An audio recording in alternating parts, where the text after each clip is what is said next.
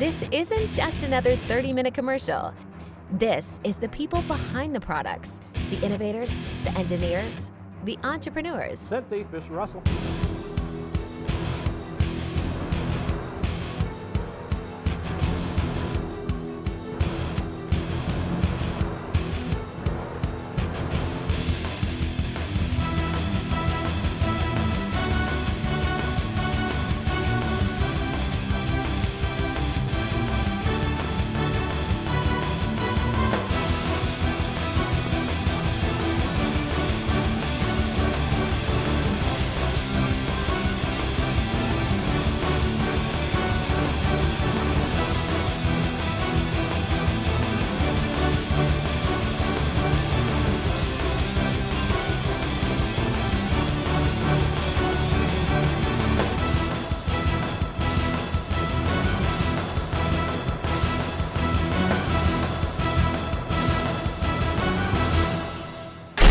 This is DeerTech TV.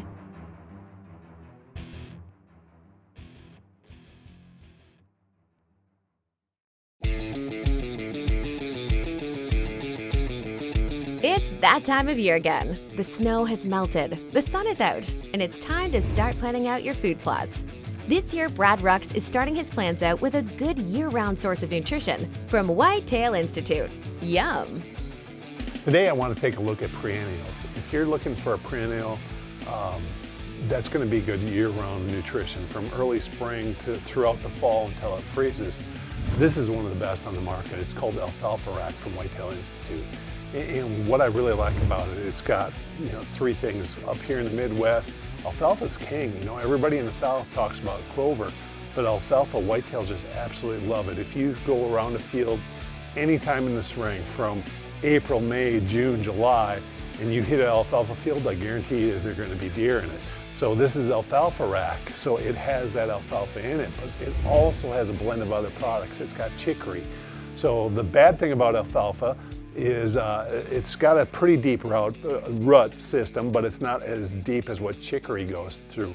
So if you get an extremely dry year, the alfalfa could turn brown. It'll come back with rain, but it could actually die and then there's no nutrition. Well, with the chicory in this bag of products, chicory has that deeper taproot, it's going to stay green. So now you got nutrition during extreme drought. Now, if you're a clover person, this also has the Whitetail Institute blend of clovers, which in my mind is probably the best clover on the market. If you ever have a chance to see their research facility, you become a believer, because when you, as a consumer, a lot of times you don't believe everything you see in an ad or anything else. But when you go to the facility and you get to see all these different test plots, and they're constantly testing different products to make sure that they're using the best seed combination for particular areas across the country, and it is so cool to see. One of the things that I love about Alfalfa Rack is, if you're not familiar with alfalfa overall, it's got a very deep taproot. What does that mean? It means if you get extreme dry conditions in the summer, drought-like conditions, it's literally going to stay green because the taproot is so long that it's still able to get moisture to that plant, which if you have the only green feed in the middle of July, you're going to have every whitetail on your property eating it. The other thing that's great about alfalfa is it's extremely high in protein, so the deer know it, they absolutely love it. Alfalfa Rack from Whitetail Institute is also a great cold weather, and I'm not talking about in December in Wisconsin, but it will stay greener longer than traditional alfalfa. Therefore, late season here in Wisconsin, they're going to still eat it. The problem is once alfalfa stops growing, which is typically November, they're going to eat it. They're going to eat it to the ground, and once it's gone, it's gone. Well, it's a perennial, so what does that mean for you guys? There's annuals, just like flowers, there's perennials. Alfalfa Rack is that perennial, so every single year it's going to come back up. If you give it a little bit of love, you just might have to mow it a few times a year, or if you have enough grazing pressure, you don't even have to mow it. On my place, we have enough whitetails that I literally never mow my Alfalfa Rack. It stays there. It's a great protein source. Deer absolutely love it. Check out perennials, like I said, are a great food source for all whitetails year-round. Unlike, you can still early season hunt for up here in the Midwest, September, even into October. Once it hits November, it probably will start to freeze out and it's going to turn brown. They'll eat it down on the ground even when it's brown, but it's not going to give you that December, January, late season like the turnip bulbs do, the annuals. So if you're looking for a great perennial, check it out, Whitetail Institute alfalfa rack. Don't go away. Coming up next, Brad shares his love of bag targets and then dives into the why you may want to choose a bag target over a 3D target or vice versa. And later, Rick White of Through the Eyes of a Hunter is up the tree stand again after falling from a ladder the week before. Will he be able to draw back on an Iowa buck with a broken rib? The things we do for our love of whitetails. Stay tuned. You're watching DeerTech TV. All right, all you bow hunters out there, what's your favorite target? Don't know? That's okay. Today, Brad is shining the spotlight on the Hurricane 425 bag target and then comparing it to the biggest and toughest 3D target in the universe. Check him out. Today, we're going to take a look at the Hurricane bag target. What do I love about bag targets? It's the easy arrow removal. This bag target specifically is rated for crossbow bolts up to 425 feet per second. It'll take any kind of compound that you have. I shoot high poundage. I normally shoot 70 to 80 pounds with my compound. I know it's overkill for whitetails. I've done it all my life and I'm going to continue to do it until I can't do it. Why I really like bag targets is when I'm shooting at higher poundage, I don't care whose 3D target it is. Literally, my arrows pull hard. It's just a fact of life with that kind of energy that I'm getting out of my arrows. I get a lot of penetration and it is a beast to pull them out. Therefore, I've moved to bag targets almost exclusively years ago for the 2-finger arrow removal. What I like about the Hurricane is the surface here. It gives you multiple aiming points. If you look, if you want a bigger target, aim for the big circle Hurricane. If you want a smaller one, hit the dots. Just look at, looking at this target, there's probably 30 different spots, aiming points that you can do. You could aim for the corners of the L. It just gives you a lot of options. Now my kids, when they're practicing, they still want to be able to pick a spot on a deer. So if you spin this baby around, it gives you that deer outline. Yeah, it's not perfect, but again, it gives you where the heart lung area would be, and that way the kids can focus in that area. For me, it's all about this spot over here. This is what I'm going to shoot at all fall. We're going to hang it up. Check out the Hurricane target. You won't be disappointed if you want easy arrow removal. Today I want to take a look at the different type of targets that a person can shoot. Here you got the 3-dimensional target, which is great for any kind of new hunter. It's actually good for anyone, because you got to pick that spot. When you're back 30 yards, 40 yards, even though when you get close, you can still see the outlines where you're supposed to hit, but when you get back 30 or 40 yards, that brown just blends in. So as a hunter, you literally have to pick your spot. What I don't like about them is some of the targets out there, this one's a better one, but some of them, it's hard to pull out your arrows. So if you're shooting 100 arrows a day, you get sick of fighting with the target and pulling them out. That's why they made bag targets. Bag taggers are just a layered target. And there's a screen in there that stops your arrow, and it's great because it gives you 2-finger arrow removal. The other thing bag targets are really good for is cross bolts. Not that this target can't stop a cross bolt, because it can, but this one you can go up there and pull out those cross bolts with 2 fingers. Again, it's all a matter of energy that bow is transferring, how much penetration you're going to get. If you're looking for easy arrow removal, I'm going to recommend a bag target. If you want a real hunting situation where you're picking that spot on a whitetail, go with the 3D. You won't be disappointed either way you go. They're going to both make you a better archer. Coming up next, Rick White is in Iowa after a fall at the workplace. What do you get when you combine a broken rib, rutting bucks, and a really long week in the tree stand? That's right, deer hunting heaven. You're watching DeerTech TV. You're watching DeerTech TV.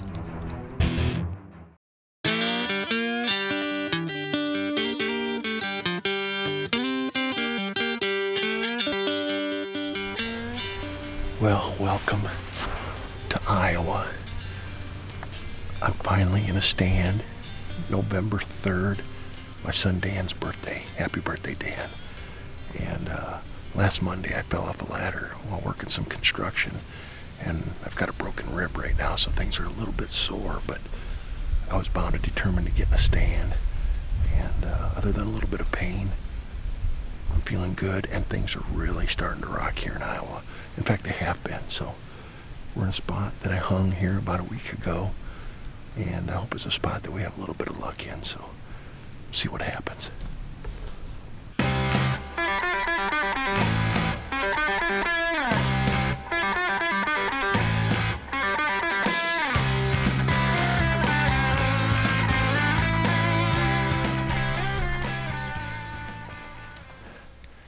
Day 2 here in Iowa.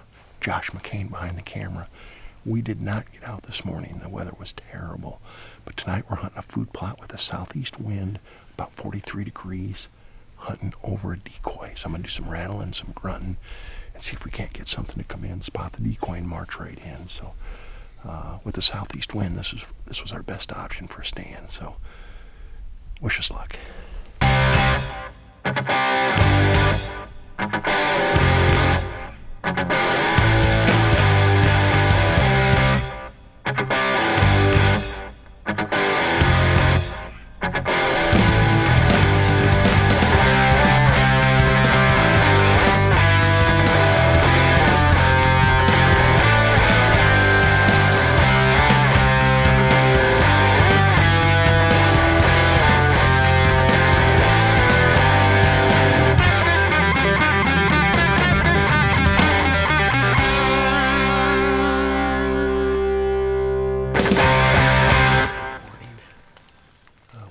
Out in a new spot.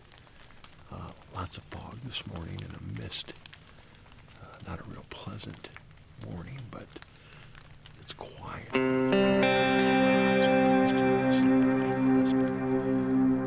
is November 5th, I think, and the rest is in full swing, so see something this morning.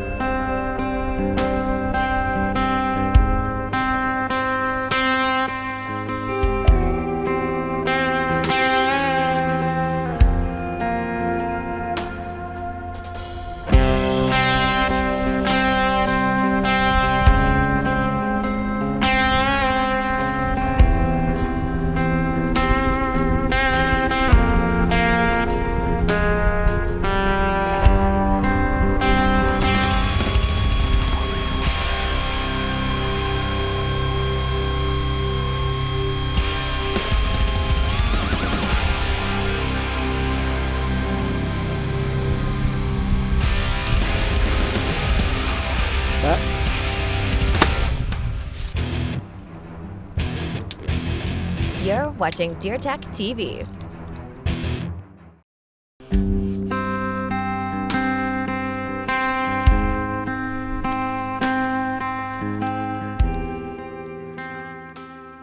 It's been a long week so far for Rick, but you know what they say, no pain, no deer.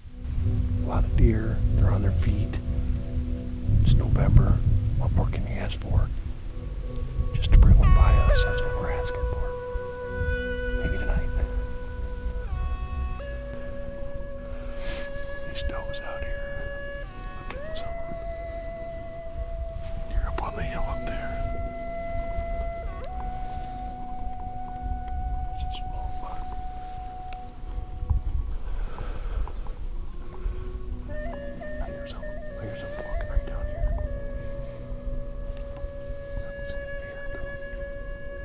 It's a buck.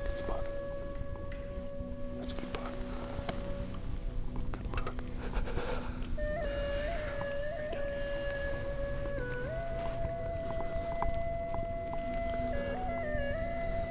He's coming up.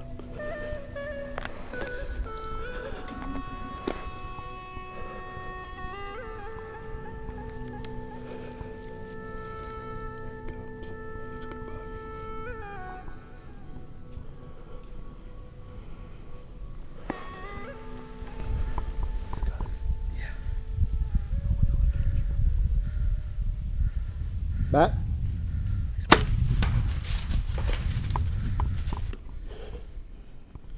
Yeah, buddy.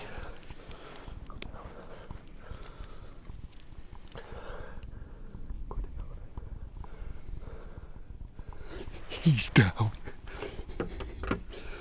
Can you believe that? Oh. First afternoon with Jordan in the tree. Josh had to take off and head back home. Jordan came up to film me for a couple of days. It's our first afternoon together. And this is 6 days, 5 days, something like that. And I didn't even know if I was going to get to come out and hunt. I broke a rib just a week ago. And it's been pretty painful, but by God, I was able to get in a tree and draw my bow. And I wasn't going to miss deer season in Iowa in November. And I don't know exactly how big he is, but he looked pretty darn nice to me. All I know is Jordan and I have our first kill together. And I think that's a nice old Iowa buck right there. And I'm gonna get down and go put my hands on him. Yes.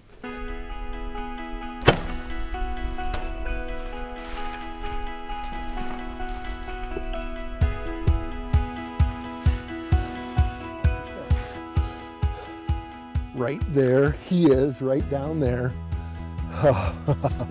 The sun is just going down on a beautiful November 7th. Let's go down and take a look.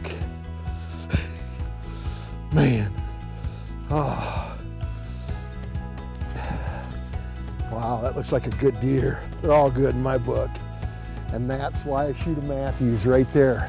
That's one reason. Set it down, and I'm gonna just a little slow getting down here, but I think I can do it. Man, look at that. What a beauty. Big old thick 8-point. Man, what a hunt we had here this evening. Jordan behind the camera. Josh had to go home, like I said, and it's Jordan's and I's first successful hunt together. And I wasn't going to be too picky this season. As I mentioned earlier, a week ago, I fell off a ladder and broke a rib in my back there, and it's very painful. And I didn't even know if I was going to get to hunt. And I'm very fortunate that that's the only thing that happened. And I'm so grateful for that. A few days later, I was out trying to draw my bow, and as soon as I could, by gosh, I wasn't going to miss deer season in Iowa in November. And I've endured some pain, but right there, it's well worth it. What a great deer. And it actually makes the pain feel just a little bit better.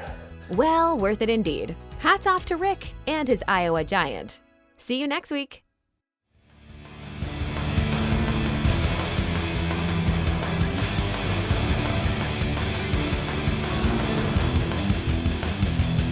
Set, Mr. Russell.